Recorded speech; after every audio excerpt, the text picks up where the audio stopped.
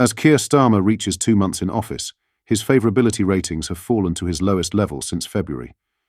If I was the Prime Minister, I would be extremely worried.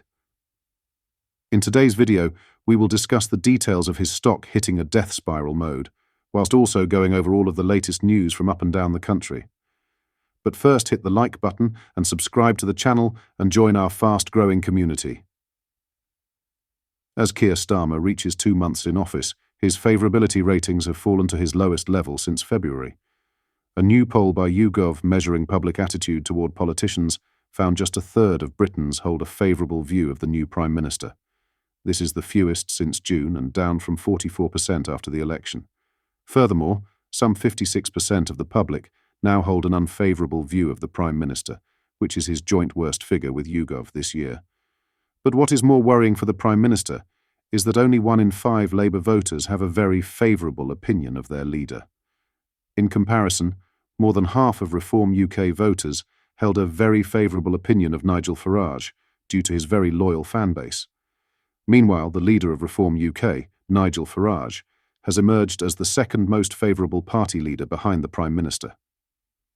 The survey, which measured the attitudes of 2,164 GB adults between August 27th and 28th, found just shy of 3 in 10, 28%, of Britons hold a positive view of the Reform UK leader, with 11% holding a very favourable opinion and 17% somewhat favourable. More Britons have a very favourable view of Farage than any other politician, which comes from having a highly loyal fan base among Reform UK voters. Despite this, Farage remains clearly divisive, and the leader is also the second most unfavourable politician after the former Prime Minister, Rishi Sunak. I mean, this truly is worrying for Keir Starmer, and surely can't last the whole 5 years, or can he? Let me know your thoughts on this poll and the Prime Minister in the comments.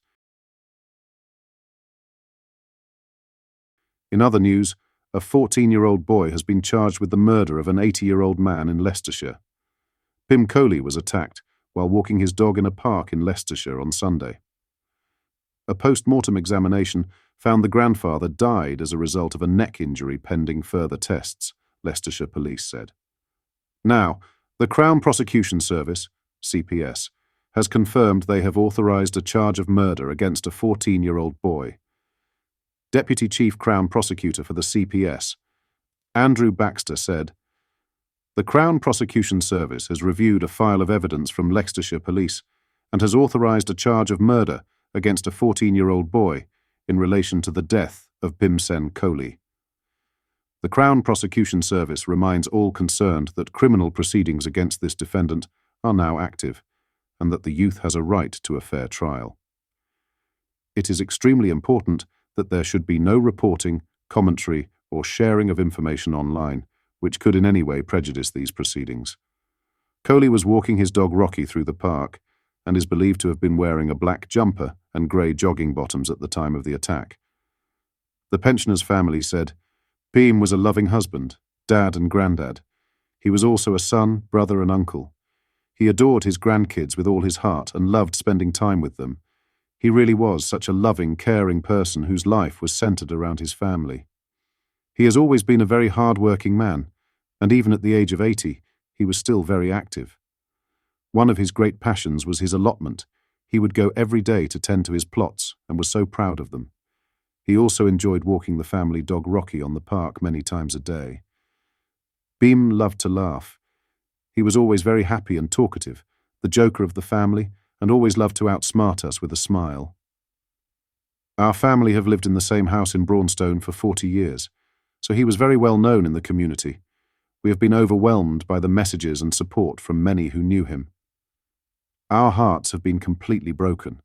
We are now pulling together as a family to try and support each other through the most difficult time imaginable and would ask for privacy while we do this." Leicestershire Police said they had made a voluntary referral to the Independent Office for Police Conduct, IOPC, due to prior contact with the victim. Following further contact with the watchdog, the force has now made a mandatory referral. In other news, France's Interior Minister has claimed Britain's soft-touch rules for illegal migrants are to blame for the latest English Channel small boat disaster. A pregnant woman and 6 children were among those who lost their lives when their boat was ripped apart and sank off the northern French coast of Cap Gris-Nez on Tuesday. Gérald Darmanin said in his statement, "The UK was a place where you can work without papers and where you have little chance of being expelled." He added the latest victims were people from the Horn of Africa and that only 8 of the 80-odd people, most of them Africans from Eritrea, had life jackets, and the boat was struggling in turbulent seas. Darmanin has reportedly called for a UK-EU migration treaty to curb crossings in the wake of the tragedy. But Downing Street rejected this, with a spokesman saying, "We have no plans to be part of an EU scheme on asylum, but we will continue to work with European partners to shut down smuggling routes and smash those criminal gangs." Eyewitnesses on a beach in Wimereux, near the site of Tuesday's incident, described how a large group of migrants were crammed into a small dinghy, many with their legs dangling over the sides. The boat, filmed by media for more than an hour as it slowly made its journey out to sea as passers-by walking dogs strolled on the beach, is said to have been approached by a patrol boat flying a French flag with a crew member seen tossing more life jackets to the migrants. Meanwhile, a larger French patrol boat shadowed the dinghy from a distance. Angele Vettorello, from Utopia 56, which supports displaced and homeless migrants in France, told reporters, "The crossings, it's not going to stop. Even this morning, we saw more than 200 people trying to cross and have been stopped by police. We see it every month. Every death at the border. The people don't stop crossing." Dozens of migrants continued to make the journey on Wednesday, with more people pictured being brought ashore in Dover, Kent, amid calm weather conditions at sea. At the same time, a Calais charity told how around 200 migrants were spotted trying to embark on the crossing from the French coast earlier that morning, but were stopped by police. Home Office figures show 317 migrants made the journey in 5 boats on Tuesday, suggesting an average of around 63 people per boat. This takes the provisional total number of migrants who have arrived in the UK so far this year after crossing the Channel to 21,720, 3% higher than this time last year, 21,086, but 19% lower than at the same point in 2022, 26,692, PA News Agency analysis of government data shows. The latest tally means more than 8,000 arrivals have been recorded since Labour won the general election, and Sir Keir Starmer walked into number 10, 8,146. Up to 65 people were rescued in Tuesday's incident, which the Prime Minister branded shocking and deeply tragic, telling MPs in the Commons, "We must have a renewed determination to end this."